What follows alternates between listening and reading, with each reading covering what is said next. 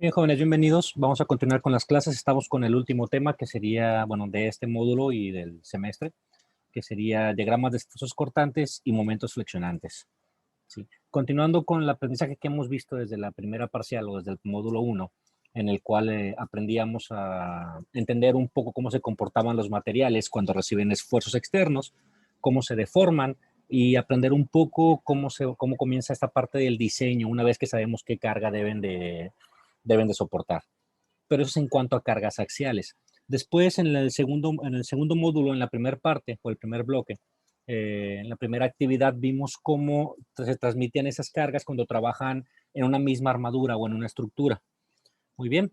Ahora que estamos ya en esta parte final, lo que vamos a analizar es qué pasa con el elemento, con las cargas o los esfuerzos que no suceden de forma axial. ¿Sí? Es decir, hay cargas y esfuerzos que no van a tratar de comprimir ni de estirar, sino que van a tratar de pandearlo, de hacer una curva, de que una viga se coloque en forma de U, o que van a tratar de cortarlos. ¿Sí? Esto es lo que se le llama esfuerzo cortante o momento flexionante, que son las reacciones internas o el esfuerzo o la fuerza que tiene que ejercer el elemento para evitar pandearse y quedar en forma de U y para evitar ser cortado de forma completa.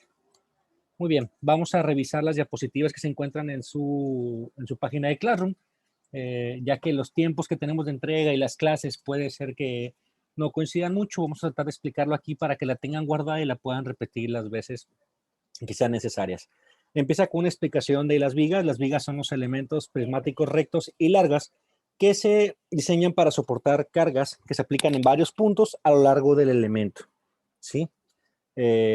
En este caso hablamos de los elementos que vemos horizontales o también verticales, pero que reciben cargas ya sea al inicio, a la mitad.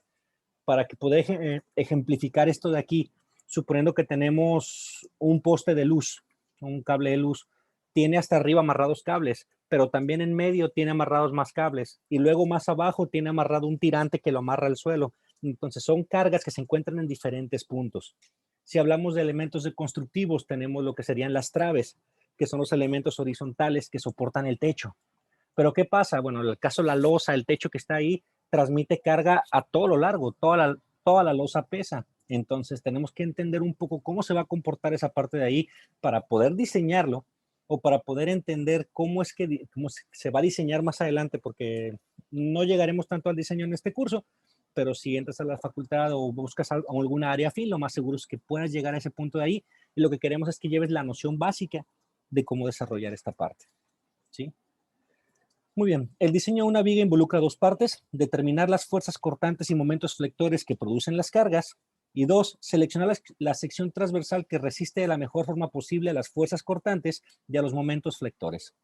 ¿Cómo se va a hacer este diseño? Bueno, en el caso del uno, que es determinar fuerzas cortantes y momentos flectores, tienes que analizar cómo va cambiando la fuerza cortante y la flexión a lo largo de toda la viga, porque en este caso pues no va a ser la misma en todos los puntos, ¿sí? Entonces, ¿qué hacemos? Bueno, diseñamos de forma crítica, al igual que en las barras, buscamos el mayor esfuerzo cortante, el mayor momento flexionante y diseñamos para que soporte esas cargas. ¿Cómo se diseña? De la misma manera, el esfuerzo cortante también es fuerza cortante entre área transversal. Entonces, lo que hacemos es encontrar un esfuerzo permisible y dividirlo entre la carga para estar sacando lo que serían las áreas, perdón, sería la carga entre el esfuerzo permisible. Igual como lo hicimos en el diseño de las vigas de transmisión de cargas. Aquí tenemos unos ejemplos de vigas con carga. En el caso 1, que sería el primero que está ahí, tiene solamente una fuerza P. Esta se llama una viga simplemente apoyada. ¿Cuántas reacciones tiene? Va a presentar 3 reacciones. En el caso del R2, vemos que tiene un apoyo articulado. ¿A qué se refiere articulado? Tiene un punto que permite girar, pero este apoyo de aquí no se puede mover ni hacia los lados, ni hacia arriba, ni hacia abajo. Y en el otro apoyo, tiene un apoyo que también es articulado, pero que se mueve sobre un riel. Por lo tanto, te permite moverte o desplazarte hacia los lados, pero no te permite moverte hacia arriba o hacia abajo. En este caso, nótese que la carga que existe, la única carga que existe es hacia abajo. Por eso se colocan solamente 2 reacciones. La reacción horizontal que aparece en este punto pues no va a aparecer porque es igual a 0. Es la simplificación del problema. Entonces, este tipo de apoyos siempre nos va a dar solamente 2 reacciones. Y estas vigas son las más comunes que tenemos en los techados de madera. Tú colocas la madera, colocas solamente un clavo en un solo punto. El otro sí se puede recorrer. ¿Para qué? Para evitar esfuerzos por incremento de temperatura. ¿Qué pasa si tú pones clavos en los dos? Cuando la temperatura sea mucha, el material se va a expandir y entonces vas a tener una fuerza de empuje en tus dos apoyos. Es lo que se trata de prevenir al dejar uno que sea movible. Este otro de aquí es una viga en voladizo. ¿Les encanta dejar balcones? Bueno, un balcón se calcula de esta manera. En este caso, la reacción o el apoyo es este de aquí, donde se nota que la viga está enterrada o embebida en el concreto o en el muro. Y entonces, ¿qué tiene que soportar el muro? El muro tiene que soportar la carga que va a producir, toda la que está aquí arriba. Tiene que tener una reacción vertical. 2, la carga horizontal que se produzca, que en este caso como no hay, por eso no aparecen las reacciones. Pero si llega a haber alguna carga horizontal o inclinada, aquí habrá una reacción horizontal. Y 3, habrá un momento en forma de reacción. ¿Por qué? Porque estas fuerzas producen un giro. Para que esté en equilibrio tiene que haber un giro contrario que aparecerá en el apoyo. De ahí en más son las que son compuestas. En este caso tenemos una viga simplemente apoyada, pero que cuenta con voladizos. Después del apoyo tiene un excedente de viga y tiene fuerza. Y las cargas pueden combinarse. Los tipos de carga. Tenemos carga puntual. Carga puntual sería tú como persona parada en una viga, un tinaco parada en un punto. Estas son las cargas puntuales que aquí vienen como P, P1, P2. Carga uniformemente repartida, que sería estos rectangulitos de flechas. ¿A qué se refiere esto de aquí? La losa como tal. La losa como tal no se puede establecer que recaiga en un punto. Es un peso que se reparte y que está cargando a todo lo largo de la viga. Y va a haber compuestas. A lo mejor arriba de tu columna dejaste un pedacito de losa y después aquí le colgaste una maceta y aquí le colgaste una lámpara. Combinaciones puede haber muchas, ¿sí? Pero a lo que me refiero, estas son las principales y las que me interesa un poco más que manejen para poder seguir avanzando, que serían las puntuales y las uniformemente repartidas. Reacciones de las vigas a las cargas. ¿Qué pasa cuando una viga recibe esfuerzos cortantes y recibe flexiones? Muy bien. Aquí tenemos una estructura o una viga, ¿sí? Antes de recibir las cargas. ¿Qué pasa cuando recibe las cargas? Luego de aplicar las cargas, si nosotros exageramos la deformación, recordemos que siempre exageramos la deformación para poder observar con mayor precisión cómo serían las deformaciones, lo que pasa es lo siguiente, se forma una U. Y si analizamos este cuadrito, cortamos una sección de la viga, cuando analizamos está formado por partículas del mismo tamaño. Y después de sufrir una flexión, ¿qué es lo que pasa? Las partículas de la parte de arriba se van a comprimir. Es lo que explicábamos también en la parte del puente, ¿sí? Las que están a compresión, cómo trabajan, las que están a tensión, cómo trabajan. Entonces, si nosotros cortamos la viga, dentro de esta viga está formado por partículas, pues las partículas forman estas secciones. La línea de abajo estaría trabajando a tensión. ¿Por qué? Porque trata de estirarse. Nótese el tamaño original, el tamaño al que está. La parte de arriba trabaja con presión porque su tamaño se va a reducir, ¿sí? Y la línea del centro, teóricamente, debe de no sufrir ninguna deformación. Entonces, en este caso, el esfuerzo, tensión o compresión que va a sufrir la línea central, el eje va a ser ninguno. Así que por eso, muchachos, cuando ustedes ven vigas armadas con varillas, las varillas se colocan en la parte de arriba y en la parte de abajo. Esto funciona también en las losas. En las losas queda esfuerzos por arriba, esfuerzos por abajo. Por eso las varillas van por la parte de abajo. Recordemos que el acero trabaja mucho mejor a la tensión. Entonces, como la parte de la viga que va a estar a tensión o que se va a estar estirando es la parte de abajo, el acero o las varillas se determinan por esta parte. Y la parte de arriba se deja puro concreto porque el concreto tiene una mayor resistencia que el acero a la compresión. Entonces, de ahí que sea la distribución de varillas y la forma que se le da. Clasificación de las vigas. En este caso, las vigas tenemos primero estáticamente determinadas, estáticamente indeterminadas. Nosotros solamente vamos a trabajar con las determinadas. ¿Qué pasa? Cuentan solamente con 3 reacciones y como tenemos 3 condiciones de equilibrio, es posible calcularlas. Ya cuando llegamos a las estáticamente indeterminadas, va a ser necesario llegar a otros métodos diferentes, tal como lo hacíamos en los casos estáticamente indeterminados. Tendríamos que analizar deformaciones o cortar la sección para estudiarla, pero ya son métodos que verían más adelante. En este caso, los que trabajaremos sería la simplemente apoyada, que ya se explicó, viga con un tramo emboladizo. El tramo emboladizo puede ser de un lado, puede ser del otro, o puede ser en los dos. Y la viga en voladizo, la cual se encuentra empotrada o embebida en una trave. Estáticamente indeterminadas, bueno, puede ser una viga continua, el tramo es muy largo y colocas 2, 3 apoyos. Puede ser que aparte de estar empotrada, tenga un punto de apoyo que se puede mover. Y la otra, que es la que en realidad sucede en todas las casas, es que el elemento esté empotrado en sus dos lados. Ahí se calcula como si fuera un marco y las deformaciones se trabajan de forma diferente. Pero este es el comportamiento que sufren las casas que están hechas con concreto, porque los castillos y varillas se unen de esta manera.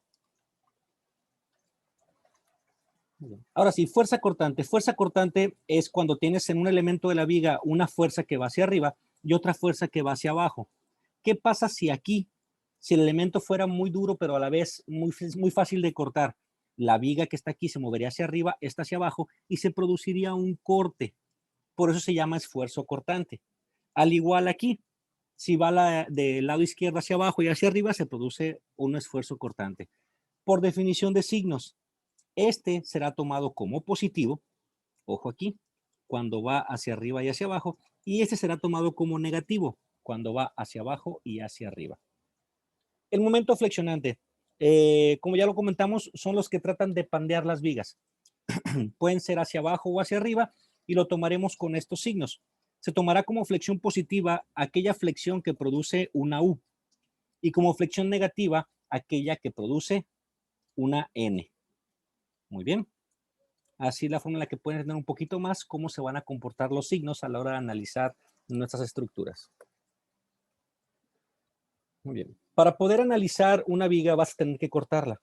Entonces, cuando tú cortes una viga, porque la vas a cortar en diferentes puntos para saber los esfuerzos y los momentos en cada uno de ellos, al cortarlo va a aparecer una cortante V y una cortante M. Ambos se van a suponer positivos al inicio, ¿sí? Es decir, ¿por qué positivos? Porque los giros que va a producir o lo que se está dando, vamos a tomarlo como si fuera en este sentido. Entonces, siempre que cortemos nosotros, vamos a colocar la cortante hacia abajo y el momento en el sentido que nosotros estábamos tomando como positivo porque va contrario a las manecillas del reloj. Muy bien. Recordemos que estas son las reacciones internas que produce la viga. En resumen, diagrama de esfuerzo cortante va a ser el análisis de cómo va creciendo la fuerza cortante a lo largo de toda la viga y el momento también cómo va aumentando o disminuyendo. ¿Para qué sirve esto de aquí? Bueno, sirve para encontrar los puntos más críticos o el elemento o la distancia X de la viga a la cual se debe mostrar un mayor refuerzo. Y una vez diseñando ese refuerzo, se puede realizar el diseño de toda la viga. Muy bien. Aquí tenemos unos videos de problemas resueltos. En este caso tenemos una viga simplemente apoyada y tenemos dos cargas puntuales. El primer paso que van a realizar siempre es calcular las reacciones. Aquí tenemos la viga, cómo la vamos a analizar para el momento flector, pero bueno, en el video está explicado paso a paso cómo trabajar cada una de ellas. Los puntos más importantes, primer paso, calcular las reacciones. ¿Qué tipo de viga es? ¿Qué tipo de reacciones produce? Entonces, aquí es un poco la explicación de qué pasa cuando aplican la carga, cómo se comporta la viga. Y bueno, vamos a ver. Ahí está. Y aquí lo que está haciendo es, estoy analizando los puntos P, el corte y cómo seccionar. A ver, lo que pasa es que quiero simplificar toda esta parte de aquí. Bueno, este video lo explico yo, entonces espero que lo vean. Ahí ya viene la explicación, sería explicarles doblemente lo que estoy viendo. Entonces, nada más repetir aquí, porque estos problemas quiero que los vean y saquen sus dudas. Pero analizamos. Aquí en este caso tenemos una viga, tenemos que sacar las reacciones en los apoyos. Vean el problema para entender esa parte de ahí, ¿sí? Y lo que sigue es analizar cada una de las secciones de la viga. Parte importante, ¿cómo voy a seccionar la viga para su análisis? Primero, si son cargas puntuales, voy a seccionar hasta antes de la carga, hasta antes de la carga y hasta antes de la carga. Así yo voy a cortar la viga aquí, aquí y aquí. Para cada sección va a haber una ecuación. Esas ecuaciones yo necesito que me las pongan en el trabajo y que me hagan el diseño final para ver cómo va a quedar. En este caso, si ya tienes todas las reacciones, si ya tienes calculado los momentos, al final lo que me vas a entregar a mí es el diagrama de momento flexionante y de fuerza cortante. Vamos a ver dónde está el diagrama. O no llega hasta ahí. Creo que lo dividí en dos esta parte de aquí. Bueno, ahí está la parte de la sección de una viga. Vamos a ver si aparece. Aquí está la segunda parte. En este de aquí, aquí tenemos las tres secciones ya cortadas y lo que sería es el cálculo de cada ecuación. En el video se va a explicar. No me quiero meter para no hacer una doble explicación de lo mismo y no vaya a hacer los bolas. Entonces, nada más quiero especificar qué es lo que me tienen que entregar en el problema.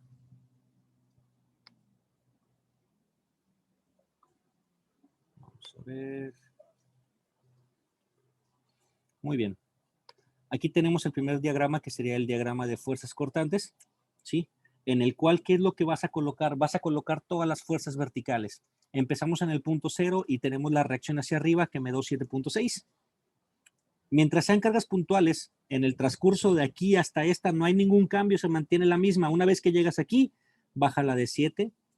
Otra vez no hay cargas, sigue la misma, llegas a este punto, baja, llegas al punto final y siempre debes terminar en 0.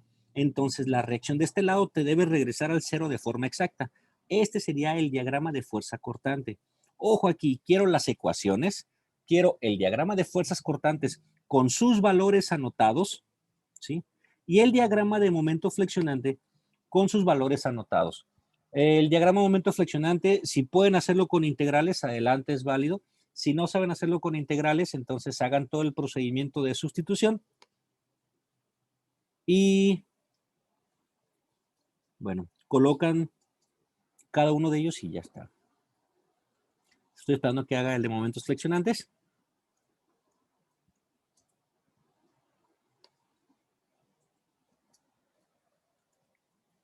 Aquí están. En este caso, lo va a explicar en el video, pero siempre cuando el cortante sea rectángulos, va a producir triángulos. Cuando el cortante sea triángulo, va a producir parábolas.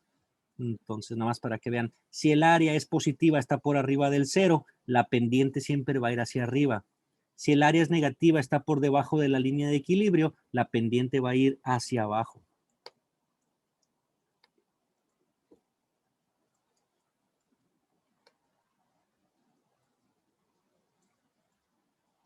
Pero recuerden siempre, al inicio y al final, debe terminar en 0. Muy bien, muchachos, no quiero alargar más este video. Lo que quería explicar la parte de la teoría inicial, qué es cada uno de ellos. De todos modos, en los videos está explicado de nuevo qué es cada una de las cosas. Y bueno, estoy al pendiente de cualquier duda que tengan. Y los veo en la clase en línea para aclarar todavía más dudas. Espero les sea suficiente con los videos.